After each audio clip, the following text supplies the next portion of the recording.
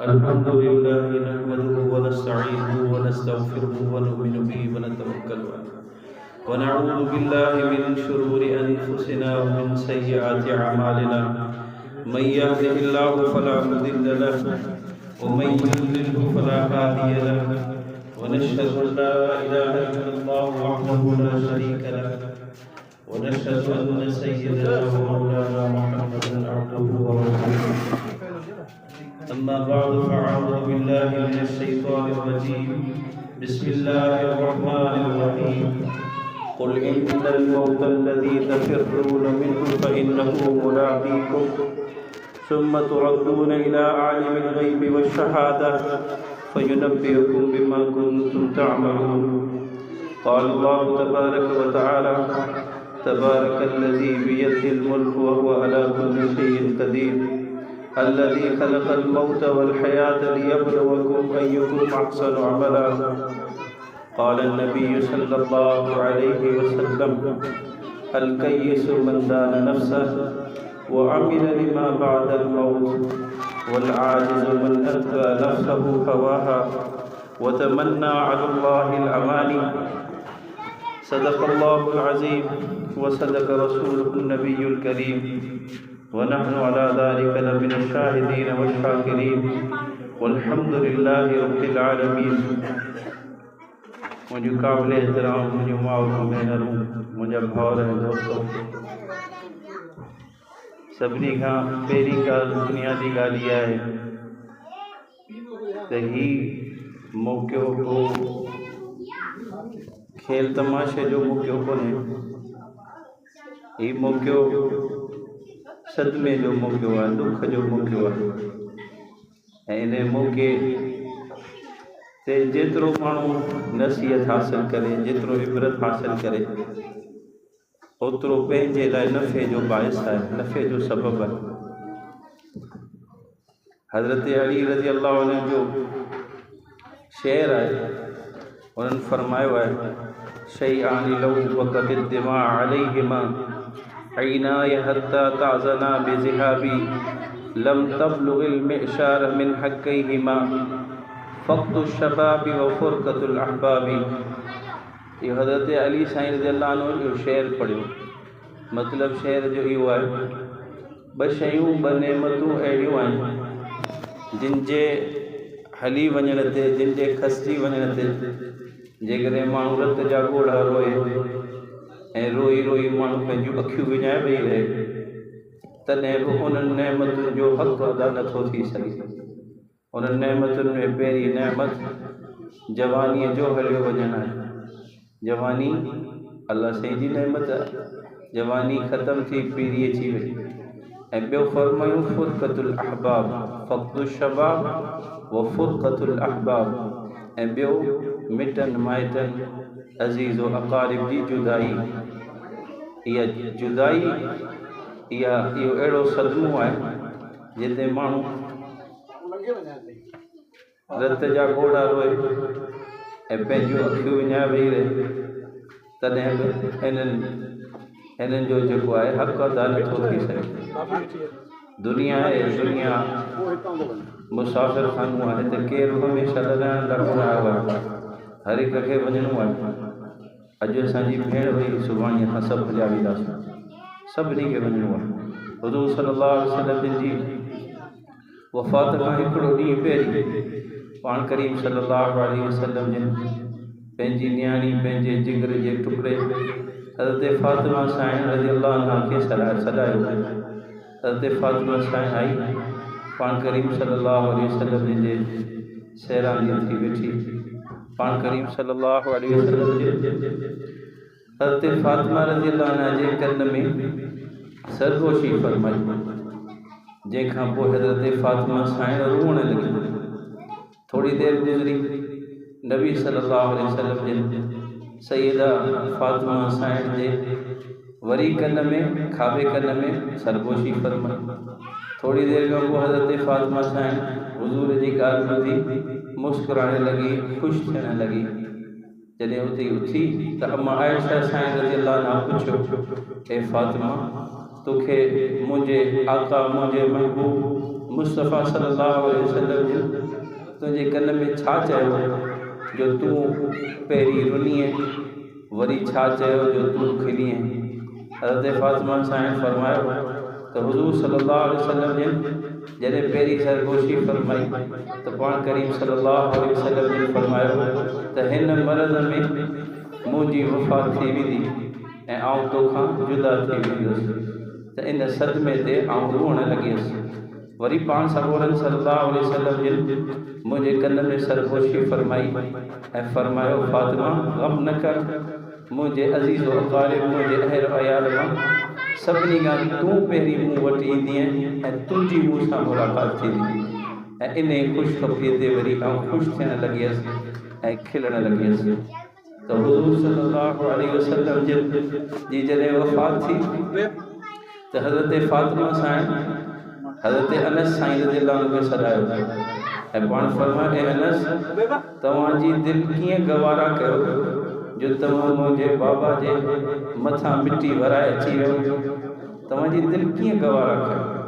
ऐं पाण ॾींहुं राति हुज़ूर सल्लल्लाहु अलैहि वसल्लम जी जुदाई में रहंदी रहंदी हुई ऐं शेर पढ़ंदी हुई माज़ा अला मन शम तुरबत अहमदिन अल्लाह यशुम मद ज़मानी गवालिया सुब्बत अलैया मसाइबुन लौ अन्नहा सुब्बत अलल अय्याम सिरन लयालिया। फरमाती मुझे बाबा अहमद मुश्तबा मोहम्मद मुस्तफ़ा सल्लल्लाहु अलैहि वसल्लम जी क़बर जी मिट्टी कंहिं माण्हूअ खणी हुनखे जेकॾहिं हिकिड़ो दफ़ो बि सूंघियो त ज़माने जा अतर ऐं अंबीर हुनखे वणंदा कोन। मुंहिंजे बाबा जे क़बर जी मिट्टी दुनिया जे अतरनि ऐं अंबीरनि खां वधीक महकंदड़ ऐं ख़ुशबूदार आहे। पोइ फरमाइण लॻी सुब्बत अलैया मसाइबुन लौ अन्नहा, मुंहिंजे बाबा मुंहिंजे पीउ जी जुदाईअ खां पोइ जेके मुंहिंजे पीउ जे फिराक ऐं जुदाईअ में जेको ग़म ऐं सदमो मूंखे पहुतो, अगरि उहो ग़म ऐं सदमो ॾींहंनि जे मथां रखिजे हा त उहे रातिनि में तब्दील थी वञनि हा। हुज़ूर सल्लल्लाहु अलैहि वसल्लम जहिड़ी हस्ती, हुज़ूर सल्लल्लाहु अलैहि वसल्लम जिन जहिड़ा वालिद, उन्हनि जी जुदाई जो सदमो दुनिया जुदाई जो घर आहे। हज़रत फ़ातिमा साईं बीमार थी, हज़रत फ़ातिमा साईं जी हुज़ूर सल्लल्लाहु अलैहि वसल्लम जिन खां 6 महीननि खां पोइ वफ़ात थी आहे। हज़रत फ़ातिमा साईं हल्की फुल्की बीमार थी ऐं बीमार थियण खां पोइ पाण अस्मा बिन्ते उमैस हज़रत अबू बकर सिद्दीक़ रज़ियल्लाहु अन्हु जी घरवारी, उहा हज़रत अबू बकर साईं जिन हज़रत फ़ातिमा साईं जी ख़िदमत लाइ मोकिली। वो हज़रत फ़ातिमा साईं जी ख़िदमत कंदी हुई बीमारी में।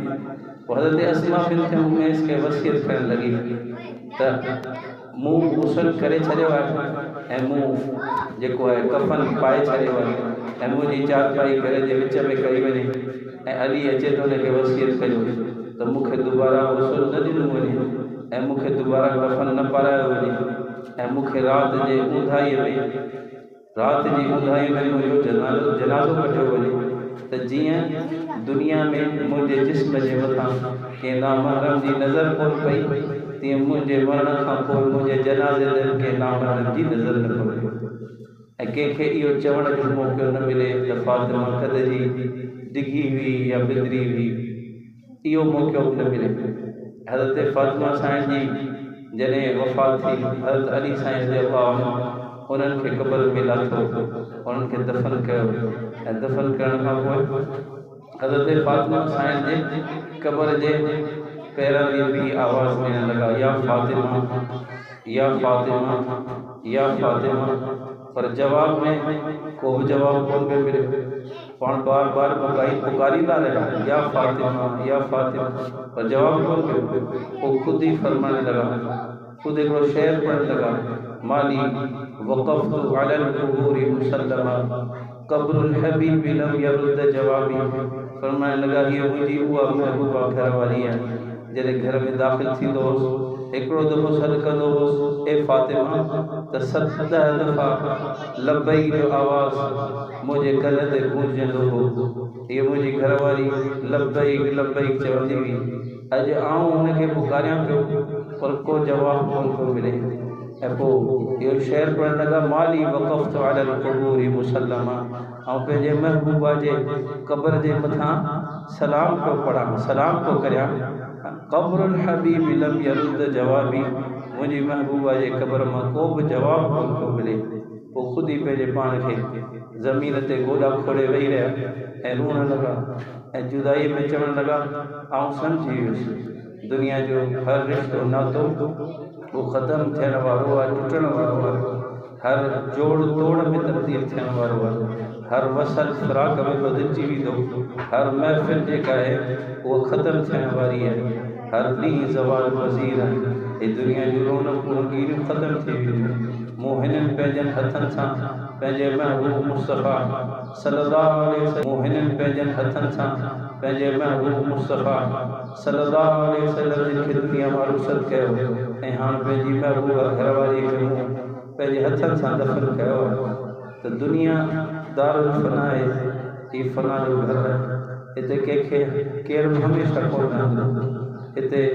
हितां सभिनी खे वञिणो पवंदो, हितां सभिनी खे वञिणो पवंदो। ही बका जो घर कोन्हे, ही बका जो घर कोन्हे, ही फ़ना जो घर। हिते सभु जेको आयो आहे उनखे वञिणो आहे। मात नास हतल अंबिया, सभिनी इंसाननि खे मरणो आहे। हता के अंबिया अलैहिस्सलातु वस्सलाम ऐं हता के हुज़ूर पाक सल्लल्लाहु अलैहि वसल्लम वजह काइनात, जिन जे लाइ काइनात बनाई वई, उहे बि दुनिया मां रुख़्सत थी विया। कंहिं अलाह वारे चयो, न कर वाह ॾिसी दुनिया हिते पई धूड़ पाईंदे। दुनिया जूं रंगीनियूं, दुनिया जूं रौनकूं, दुनिया जा असबाब, दुनिया जा ज़र्फ़ बर्क़ लिबास, दुनिया जा ज़ेवर, दुनिया जो सोन ऐं चांदी, दुनिया जूं वॾियूं वॾियूं महल ऐं माड़ियूं ऐं गाॾियूं बंगला, इन्हनि खे ॾिसी तूं हथ न कर, तूं बावर न कर। इहे सभु शयूं ज़ाहिर थियण वारियूं आहिनि, इहे सभु शयूं ख़त्म थियण वारियूं आहिनि, इहे ज़वाल पज़ीर आहिनि। न कर बावर ॾिसी दुनिया हिते पई धूड़ पाईंदे। माण्हू हलियो वेंदो, इहे सभु शयूं हिते रहंदियूं आहिनि। इंसान सां गॾु इंसान जी नेकी, इंसान जो अमल वेंदो। हॾनि ते पिया कीअं किरंदा, जिस्म सारो फ़ना हूंदो। इंसान दुनिया मां वेंदो ऐं उनखे क़ब्र में दफ़न कंदा, इहो बोसीदा थी वेंदो, इहो बोसीदा थी वेंदो, इहो कीड़नि ऐं मकोड़नि जो खाज बणिजी वेंदो। जंहिं जिस्म खे संवारे थो, सिंगारे थो, जंहिं जिस्म खे मुअत्तर करे थो, इहो जिस्म कीड़नि ऐं मकोड़नि जो खाधो बणिजो। इहो जिस्म फाटी पवंदो, इहो मुताफ़िन ऐं बदबूदार थी वेंदो। इंसान जी पछाड़ी आहे दुनिया जी का हक़ीक़त कान्हे। हॾनि ते पिया कीअं किरंदा, जिस्म सारो फ़ना हूंदो। दुनिया जे बेबका गुल खे न बाग़नि में बका हूंदो। कहिड़ा कहिड़ा इंसान दुनिया में आया, उहे पैसा लाइ विया, हिननि घरनि खे आबाद करण वारा, उहे हिननि घरनि खे छॾे हलिया। हिननि घरनि में जिन जूं ॿोलियूं बरकतियूं हुयूं, जिन सां महफ़िलूं क़ाइमु हुयूं, जिन सां असांजी दुनिया मुनव्वर हुई, उहे हलिया विया। शाह साहिब रहमतुल्लाह अलैहि फरमाए थो, आदेसी उथी विया मड़ियूं माल, जेके जीअं खे जियारी से लाहौती लॾे अॼु न होता के दाले पतवारी। जिन घरनि में, जिन औताकुनि में, जिन जा तज़किरा हूंदा हुआ, जिन जूं ॻाल्हियूं हूंदियूं हुयूं, जिन जूं मजलिसूं हूंदियूं हुयूं, अॼु उहे उन औताकुनि में, उन्हनि घरनि में मौजूदु कोन। अॼु न होता के दाले पतवारी, आदेसी उथी विया मड़ियूं मारी। उहे हिननि घरनि मां हलिया विया, उहे लॾे विया, उहे उॾामंदड़ पखी हुआ ऐं कुझु वक़्त जे लाइ असां सां गॾु हुआ ऐं हमेशह लाइ असां खां जुदा थी हलिया विया। मड़ियूं मारी, जेके जीअं खे जियारी से लाहौती लॾे। जिन माण्हुनि सां असांजी ज़िंदगी जो जियापो हो, असांजी रूह जा जिन सां रिश्ता हुआ, असांजे जिस्म जा जिन सां रिश्ता हुआ, उहे असांखे छॾे हलिया विया। हीअ दुनिया आई, दुनिया जे बेबका गुल खे न बाग़नि में बका हूंदो, न को हर को हिन ज़माने में सदा जलवे नुमा हूंदो। ॾिठासीं कई सवें सुहिणा अजल दिल ते ज़कन आयो केतिरा दुनिया में सोहणा इंसान ख़ूबसूरत इंसान जिनखे ॾिसण लाइ हज़ारों माण्हू रस्ता रोके बीहंदा हुआ उनखे ॾिसण जे लाइ बेदाब थींदा हुआ ओचितो अजल दिल ते ज़कन आयो अचानक उन्हनि ते मौत आयो ऐं मौत आयो ऐं उहे हमेशह हमेशह लाइ हीअ दुनिया छॾे हमेशह हमेशह लाइ रुख़्सत थी विया ॾिठासीं कई सवें सुहिणा अजल दिल ते ज़कन आयो नथा ॼाणूं असां दिल जो क़ब्र में हाल छा हो उहा दुनिया में सुहिणा इंसान पर क़ब्र में हज़ारों मण मिटीअ जे हेठां वञी उन्हनि जो छा हाल थी वियो उन्हनि जे हुस्न जो छा हाल थी वियो उन्हनि जे चमकंदड़ गलनि जो छा हाल थियो उन्हनि जे गहरी ऐं वॾनि अखियुनि जो छा हाल थियो उन्हनि जे डिघनि ज़ुल्फ़नि ऐं वारनि जो छा हाल थियो उन्हनि जे मुंहं जो छा हाल थियो उन्हनि जी ॾंदनि जी बत्ती सी उहा पई आहे क़ब्र जे अंदरि ऐं उन्हनि जो जिस्म उहो मुताफ़िर थियो दुनिया जे हुस्न जी इहा हक़ीक़त आहे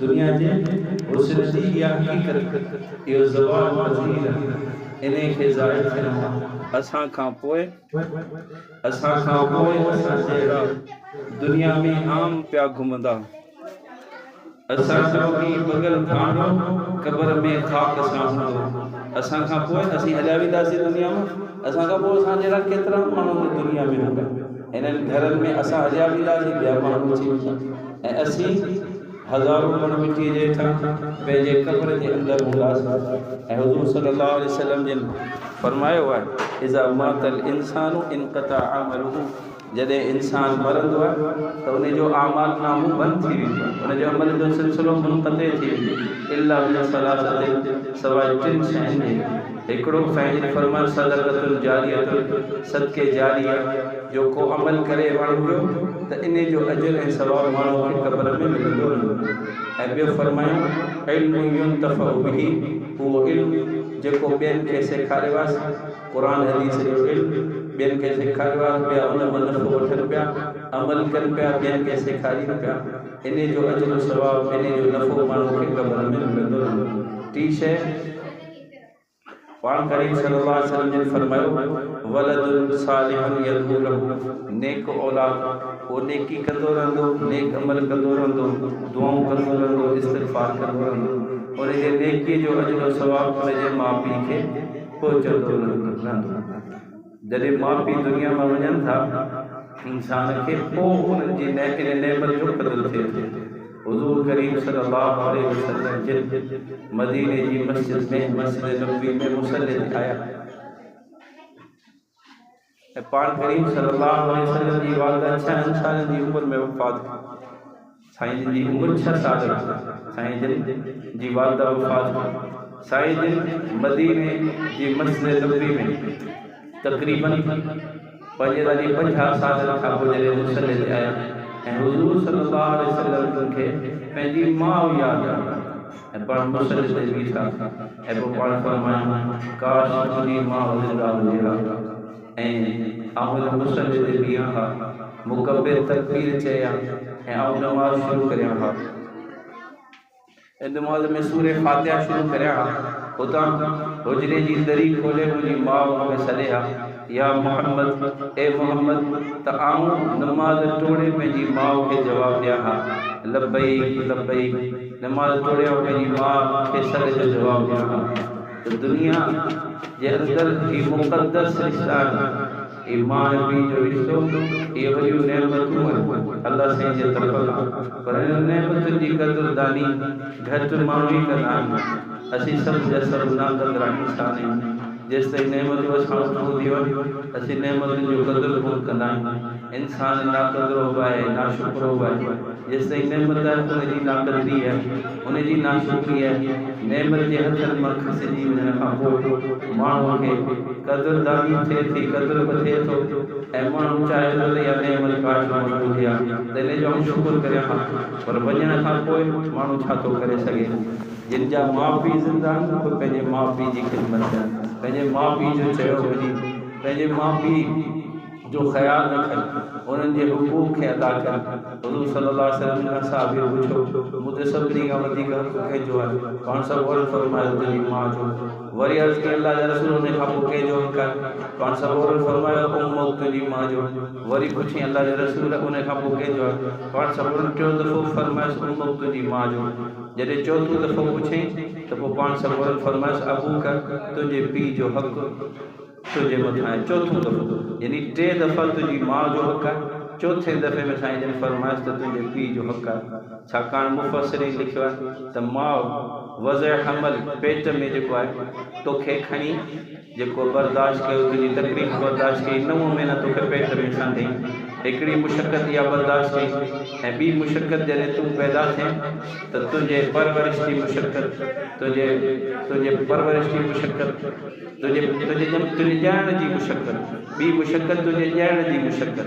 जॾहिं माउ ॼणींदी आहे उहा तकलीफ़, उहा मुशक़त, उहा ॿी मुशक़त मां बर्दाश्त कई। ऐं 3 मुशक़त तुंहिंजे परवरिश ऐं तरबियत जी मुशक़त, तुंहिंजे काकूसनि ऐं पेशाबनि खे मेहण जी मुशक़त, तोखे नंढपण खां वॾो करण जी मुशक़त, तुंहिंजे ख़ुशीअ में ख़ुशि रहणु, तुंहिंजे ग़मीअ में ग़मगीन रहणु, इहा 3 मुशक़त। माउ 3 मुशक़तूं बर्दाश्त थी करे, इन करे माउ जो हक़ टीणो आहे ऐं पीउ जो हक़ जेको आहे कूणो आहे। छो उहो सिर्फ़ु औलाद जे तरबियत ऐं पालण जो ज़रियो ऐं सबबु आहे। त इहे पहिरियों माउ ऐं पीउ, माउ जे पेरनि जे हेठां जन्नत ॿुधाई वई, पीउ खे जन्नत जो दरवाज़ो ॿुधायो वियो। असांजी वालदा बि असीं 6-7 सालनि जो हुओ दुनिया मां वालदा बि असीं 6-7 सालनि जो हुओ दुनिया मां रुख़सत थी वई।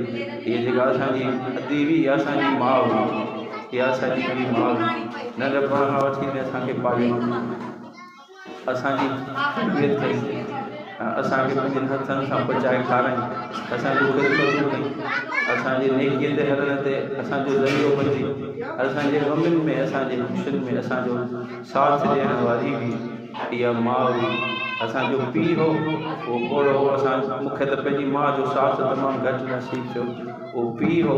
ऐं ॿियो हीअ अदी असांजी माउ हुई।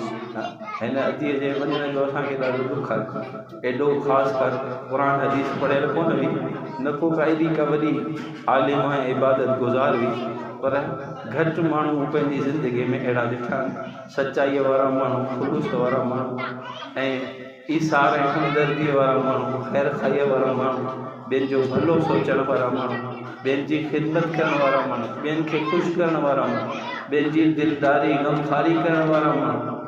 मूं अहिड़ा माण्हू ज़िंदगीअ में तमामु घटि ॾिठा आहिनि। इल्म वारा, अदब वारा ऐं इबादत वारा त घणेई ॾिठा, पर इन्हनि सिफ़ात जे एतबार खां मुंहिंजी माउ, मुंहिंजी भेण मिसाली, अलाह साईं हुनखे नवाज़ियो।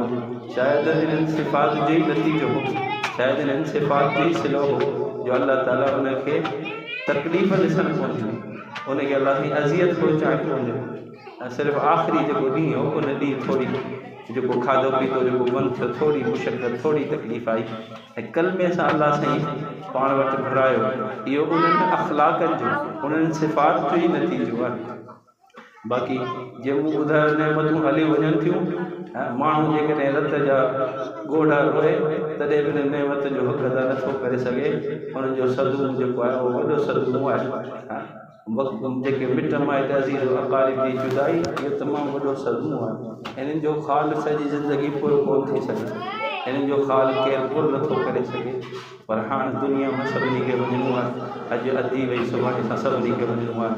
हिकिड़ो हिकिड़ो थी असां सभिनी खे हिन दुनिया मां रुख़सत थियणो आहे। बसि हिन वक़्त जो पैगाम इहो आहे त असीं सभु जा सभु मौत जी तयारी में लॻी वञूं, असीं सभु जा सभु पंहिंजे रब खे राज़ी करण जे फ़िक्र में लॻी वञूं, असीं सभु जा सभु पंहिंजी नबी जे सुन्नत जे मुताबिक़ ज़िंदगी गुज़ारियूं। असीं हज़रत फ़ातिमा साईं जी सीरत खे साम्हूं रखी ज़िंदगी गुज़ारियूं, पर्दे वारी ज़िंदगी, हया वारी ज़िंदगी, पाक दामनी वारी ज़िंदगी, इबादत वारी ज़िंदगी, ईसार ऐं हमदर्दी ऐं ख़ैर खाई वारी ज़िंदगी, सखावती वारी ज़िंदगी, ॿियनि खे नफ़ो पहुचाइण वारी ज़िंदगी गुज़ारण वारा बणिजी वञे।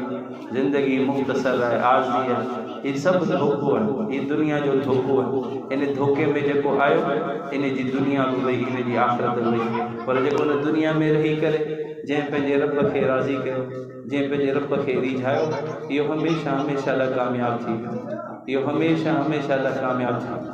इन लाइ जन्नत आहे अॻियां, इन लाइ जन्नत जूं नेमतूं आहिनि, इन लाइ आख़िरत जा इनाम आहिनि। दुनिया जी का हक़ीक़त कान्हे, हर हिक जी गुज़री वेंदी, बादशाह जी गुज़री वेंदी, फ़क़ीर जी गुज़री वेंदी, अमीर जी गुज़री वेंदी, ग़रीब जी गुज़री वेंदी। ऐं गुनाह कंदे जेको आहे पंहिंजूं नफ़्सानी ख़्वाहिशात पूरियूं कंदे बि गुज़री वेंदी दुनिया जी ज़िंदगी, ऐं अल्लाह खे राज़ी कंदे अल्लाह ताला जे मर्ज़ीअ जे मुताबिक़ ज़िंदगी गुज़ारींदे बि गुज़री वेंदी।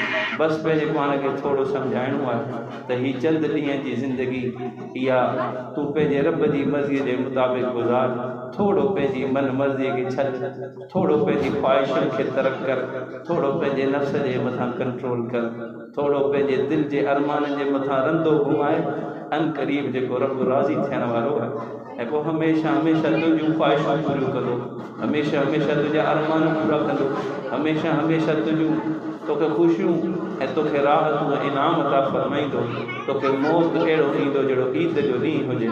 दुनिया में जिन माण्हुनि तयारी कई, जिन मुशक़तूं बर्दाश्त कयूं, जिन पंहिंजे ख़्वाहिशुनि ऐं अरमाननि जे मथां रंदो हलायो, अल्लाह जी ख़्वाहिशुनि खे पूरो कयो, अल्लाह जी मर्ज़ी खे पूरो कयो, जॾहिं हुननि जे मौत जो वक़्तु आयो त उहे दुनिया खां ख़ुशि विया, उहे कामयाबु थींदा विया।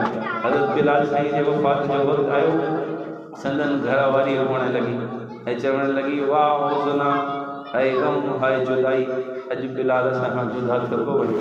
हज़रत बिलाल साईं जिन पंहिंजी घरवारीअ खे रोकियो ऐं फरमायूं, वाह तरबा गदन लकल अहिब्बा मुहम्मद व हिज़्बा। अड़े चरी, हीअ ग़म ऐं परेशानीअ जी ॻाल्हि थोरी आहे, हीअ त ख़ुशीअ जी ॻाल्हि आहे। हाय कहिड़ी ख़ुशीअ जी ॻाल्हि आहे, कहिड़े मज़े जी ॻाल्हि आहे। गदन लकल अहिब्बा, जीअं ई मौत ईंदो ऐं सुभाणे वञी पंहिंजनि यारनि सां मिलंदुसि। मुहम्मद व हिज़्बा, मुंहिंजी मुलाक़ात थींदी मुंहिंजे आका मुंहिंजे नबी हज़रत मुहम्मद सल्लल्लाहु अलैहि वसल्लम सां ऐं हज़रत मुहम्मद सल्लल्लाहु अलैहि वसल्लम जे उन्हनि सहाबनि सां जेके मूंखां पहिरीं दुनिया मां रुख़्सत थी विया। ख़ुशि ख़ुशि दुनिया मां रुख़्सत थिया।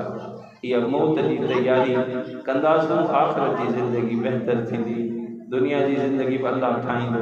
हदीस पाक में चए थो, औरत अगरि कुझु कमु करे त उन लाइ जन्नत वाजिबु थी वेंदी, जन्नत जे जंहिं दरवाज़े मां चाहे उन मां दाख़िल थी वञे। पाण सरवर फरमायो, अगरि औरत सनत खमसा, 5 नमाज़ूं पाबंदीअ सां अदा करे, 5 नमाज़ूं पाबंदीअ सां अदा करे ऐं साम शहरहा, रमज़ान जे पूरे महीने जा रोज़ा रखे, अताअत बारहा, पंहिंजे मुड़ुस जी इताअत करे, फर्मा बरदारी करे, शुक्रगुज़ारी करे। हदीस पाक में अचे थो, सभिनी खां वधीक मूं जॾहिं पाण महराज ते विया, पाण सगोरन फरमाया, सभिनी खां वधीक मूं जहन्नम में वञण वारियूं औरतूं ॾिठियूं। औरतुनि पुछियो, अल्लाह जा रसूल इन जी कहिड़ी वजह? पोइ पाण सगोरन फरमायो, छाकाणि त उहे लान तान तमामु घणी थियूं कनि, हिक ॿिए ते मेहणा, हिक ॿिए खे लान तान तमामु घणियूं थियूं कनि। ऐं ॿियो, उहो यकफुरनल बाल, उहो पंहिंजे मुड़ुसनि जी नाशुक्री थियूं कनि। सॼी ज़िंदगी अगरि मुड़ुसु पंहिंजी ज़ाल खे ख़ुशि कंदो अचे, सिर्फ़ु हिकिड़ो दफ़ो उनखे नाख़ुशि करे या ख़ुशि न करे सघे त उहा चवंदी आहे, तो खां मूंखे त कॾहिं को सुख मिली ई कोन। इहे लफ़्ज़ हुज़ूर सल्लल्लाहु अलैहि वसल्लम जिन फरमाया त मुड़ुस जी नाशुक्री जहन्नम जो रस्तो थी ॾेखारे। कॾहिं मुड़ुस जी नाक़दरी न कजे, नाशुक्री न कजे ऐं उनजो हक़ अदा कजे। त साईं जिन फरमाया, अताअत बारहा, जेको पंहिंजे मुड़ुस जी इताअत करे ऐं फरमायूं अहसनत फर्जहा, पंहिंजी शर्मगाह जी हिफ़ाज़त करे, पंहिंजे पाण खे अख़लाक़ी बुराइनि खां महफ़ूज़ रखे, पंहिंजी इफ़त ऐं पाक दामनी ऐं पंहिंजे पर्दे जो ख़्यालु करे। ऐं जिन फरमाया, फलतदखुल मिन अय्यि अब्वाबिल जन्नति शाअत, जन्नत जे जंहिं दरवाज़े मां वणेसि दाख़िल थी वञे।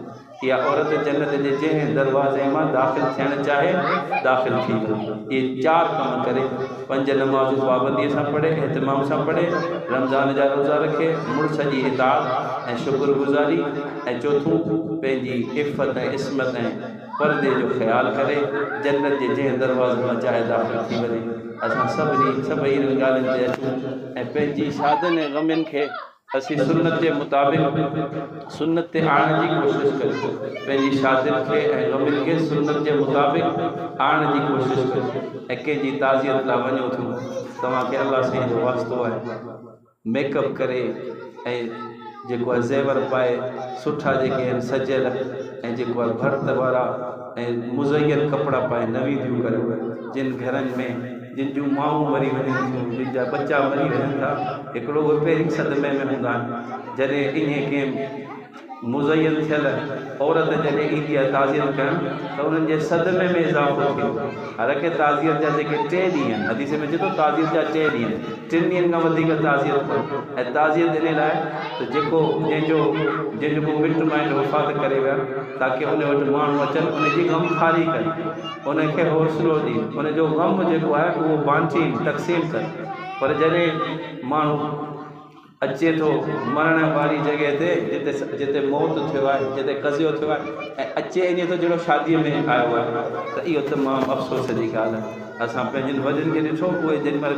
कंहिंजी ताज़ियत ते वेंदियूं हुयूं त उहे सादा कपिड़ा पाए वेंदियूं हुयूं उहे चवंदियूं लिपस्टिक कोन हणी वञी हुई मेकअप करे कोन वञिबो ऐं सादा कपिड़ा पाए वञिबा ख़ुशबू हणी कोन वञिबी ताकी उन्हनि जे ॾुख में माण्हू वञी शरीक थिए उन्हनि जे सदमे में माण्हू वञी शरीक थिए ऐं उन्हनि सां ग़मख़ारीअ में माण्हू वञी शरीक थिए उन्हनि जे ग़म खे हल्को करण जो सबबु बणिजे उन्हनि जे ग़म ऐं सदमे में वाधारे जो सबबु न बणिजे ऐं ॿियो हीउ जेको खाध पीत वारो इस्तेमालु आहे करे इहो ख़तमु थी वञे हदीस में जेको आयो आहे इन में असीं सभु मुलविस आहियूं ऐं पाण इन में मुलविस आहियां अलाह साईं मुंहिंजी हालत ते रहम करे अलाह साईं मूंखे माफ़ु करे इहे सभु ख़िलाफ़ तरतीब शयूं आहिनि हदीस में चए थो सिर्फ़ु उहे घर वारा जंहिंजे अंदरि मैयत थी आहे सिर्फ़ु उन घर वारनि जे लाइ खाधो तयारु कयो वञे उन्हनि जे लाइ खाधो तयारु कयो वञे उन्हनि खे खाधो खारायो वञे जीअं उन्हनि खे हिकिड़ो त ग़म पहुतो आहे उन्हनि खे वरी ॿी खाधे ठाहिण जी मुशक़त न पहुचे इन करे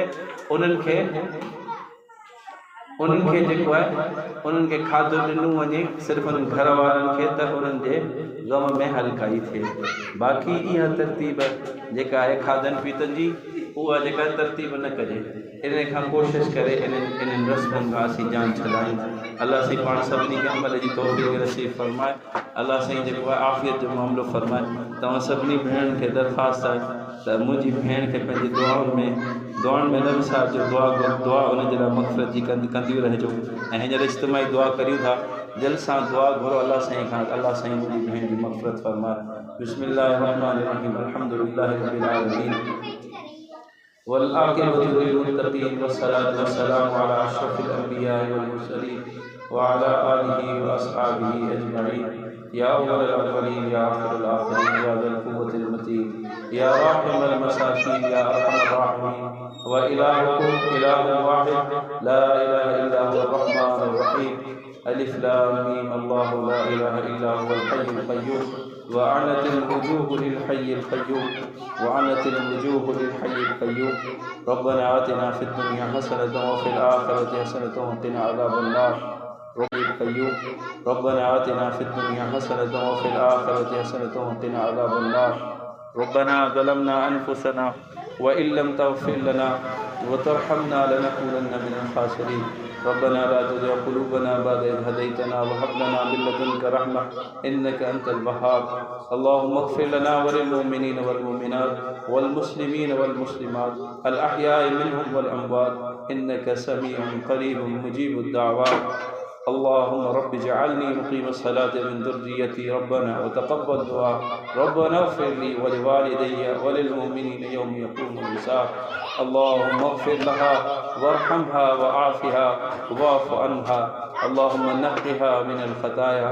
كما ينقى الثوب الأبيض من الدنس إله العالمين असां सभिनी जी हालत रहम फरमा असां सभिनी जी हालत करम फरमा अफ़ो आफ़ियत जो मामिलो फरमा दरगुज़र जो मामिलो फरमा आसानी जो मामिलो फरमा इलाहुल आलमीन असांजी भेण जो असांखे ॾाढो सदमो आहे तुंहिंजे नबी तुंहिंजे महबूब मुस्तफ़ा सल्लल्लाहु अलैहि वसल्लम जो पुटु जॾहिं इब्राहिम उन वफ़ात कई हुई तुंहिंजे नबीअ खे ॾाढो सदमो पहुतो हो ऐं अलाह जा रसूल रोअंदा रहिया पर ज़ुबान मां चयूं दिलि ॾाढो ग़मगीन आहे अखियूं रोई रहियूं आहिनि दिलि ॾाढो ग़मगीन आहे पर असीं ज़ुबान मां को अहिड़ो लफ़्ज़ कोन कढंदासीं जंहिंसां ऐं अलाह तुंहिंजी नाशुक्री थिए तुंहिंजी नाक़दरी थिए दिलि अलाह सदमे सां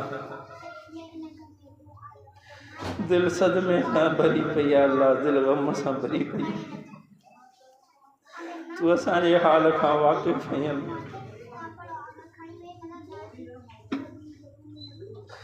नंढपण में माउ हली वई, उनजी कमी अञा ताईं महसूस थींदी।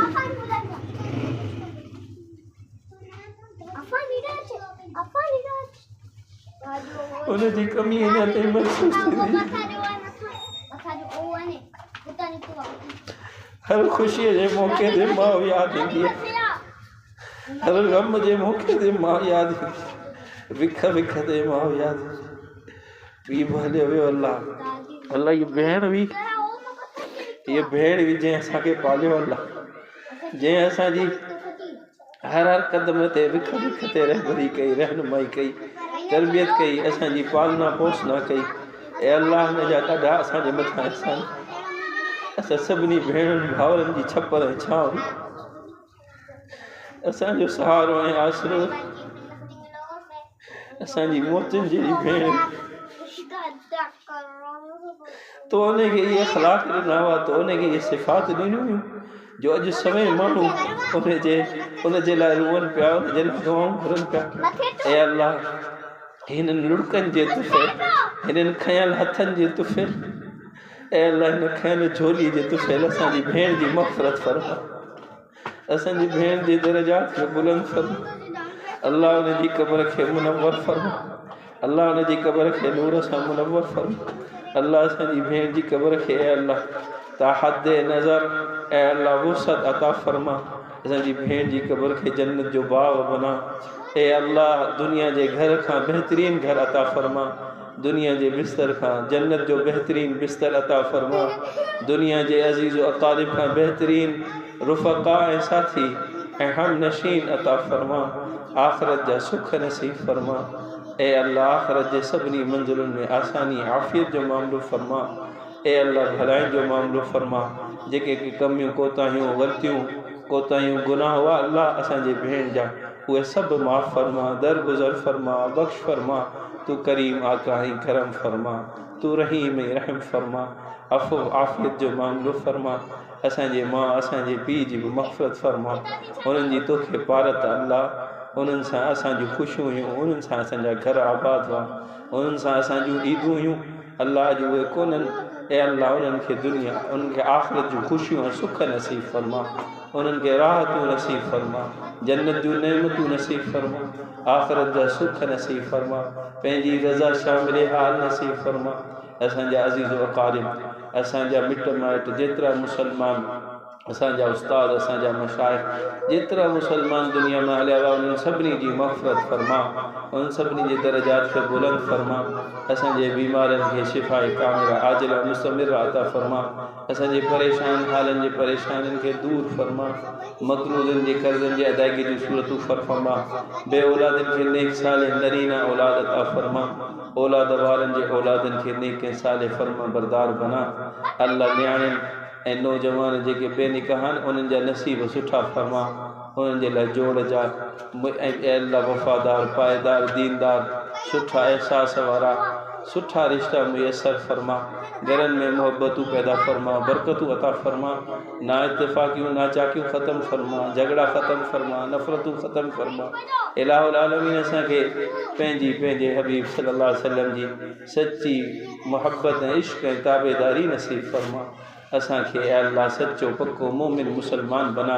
इन मजलिस में शरीक थियण वारी हर मां भेण खे पक्की मोमिन मुसलमान बना। अल्लाह, दीन ते हलण आसान फरमा, 5 वक़्त नमाज जो पाबंद बना। अल्लाह, हिननि मौक़नि ते बसी इबरत हासिल न करियूं, हिननि मौक़नि ते बसी पंहिंजूं ज़िंदगियूं न बदिलियूं, त पोइ कॾहिं मौक़ो ईंदो जो असीं तौबा ताइब थी तुंहिंजे क़रीब थींदासूं।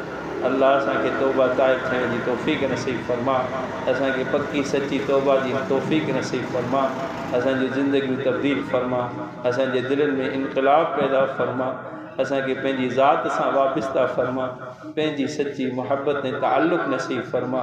हर गैर जो ताल्लुक़ ऐं मोहब्बत असांजे दिलनि मां ख़तमु फरमा, मलिया मेट फरमा। अल्लाह, दिलि जे अंदरि तूं ई तूं हुजे, तुंहिंजो गैर न हुजे। अल्लाह, तुंहिंजे हबीब जी सच्ची मोहब्बत ऐं ताबेदारी नसीब फरमा। अल्लाह, असांजे नियाणियुनि खे हज़रत फ़ातिमा साइण वारो पर्दो करण जी तौफ़ीक़ नसीब फरमा। अल्लाह, असांजे नौजवाननि खे हयादार बना, हया वारो बना, पाक दामन बना, असांजे मुआशरे खे इस्लामी मुआशरो बना, असांजे बच्चनि खे दीनदार बना, नेक बना, सालिह बना, असांजी माउनि खे ऐं अल्लाह पंहिंजी नई नस्ल खे दीनदार नस्ल बनाइण जी ऐं अल्लाह तरबियत करण जी तौफ़ीक़ नसीब फरमा। ख़ुदि ये माऊं तरबियत याफ़्ता थियनि, अल्लाह इन्हनि खे बि ऐं अल्लाह इल्मु हासिल करण जी, उलमा जी नेकनि जी सोहबत इख्तियार करण जी तौफ़ीक़ नसीब फरमा। अल्लाह असांजे हाल ते रहम फरमा, असांजे कमियुनि कोताहियुनि गुनाहनि खां दरगुज़र फरमा, असांजे हाल ते रहम फरमा। ऐं अल्लाह असांजी भेण फ़ातिमा जो हशर सैयदा फ़ातिमा सां सां फरमा, असांजी माउ जो हशर सैयदा आयशा सां फरमा, असांजे अज़ीज़ वक़ारिब मिटनि माइटनि सभिनी मुसलमाननि जो हशर आक़ाए नामदार सल्लल्लाहु अलैहि वसल्लम जिन सां फरमा। जेके ख़ैर तुंहिंजे हबीब घुरियानि अल्लाह उहे सभई ख़ैर असां सभिनी खे अता फरमा। जिन शरनि खां तुंहिंजे हबीब पनाह घुरी उन्हनि सभिनी शरनि खां असां सभिनी खे महफ़ूज़ फरमा। अल्लाह असां भेणुनि भाउरनि खां या औलाद खां असांजी भेण असांजे माउ पीउ जे हुकूक में जेका हक़ तलफ़ी थी, जेका कमी कोताही थी, ऐं अल्लाह दरगुज़र फरमा, अल्लाह माफ़ फरमा। यकीनन थी तमामु घणी थी, तमामु घणियूं कोताहियूं असां खां थियूं, असांजे माउ पीउ जे हुकूक में कोताही तमामु घणी थी, उनजी ख़िदमत में तमामु घणी कोताही थी, असांजी भेण जी हुकूक में उनजी ख़िदमत में तमामु घणी कोताही थी। ऐं अल्लाह तूं माफ़ फरमा, असां सभिनी खे माफ़ फरमा। अल्लाह असांजे तरफ़ां उन्हनि खे इंतिहाई जज़ाए ख़ैर अता फरमा, उन्हनि खे आख़िरत जी हर तरह जी नेमत अता फरमा। ही दुआऊं महज़ पंहिंजे फ़ज़ल करम सां क़बूल फरमा। हुज़ूर सल्लल्लाहु अलैहि वसल्लम जे अखियुनि मां वहण वारनि लुड़कनि जे तुफ़ैल क़बूल फरमा। वसल्लल्लाहु तआला अला ख़ैरि ख़ल्क़िही सय्यिदना मुहम्मदिन व आलिहि व असहाबिहि अजमईन। आमीन बिरहमतिका या अरहमर राहिमीन।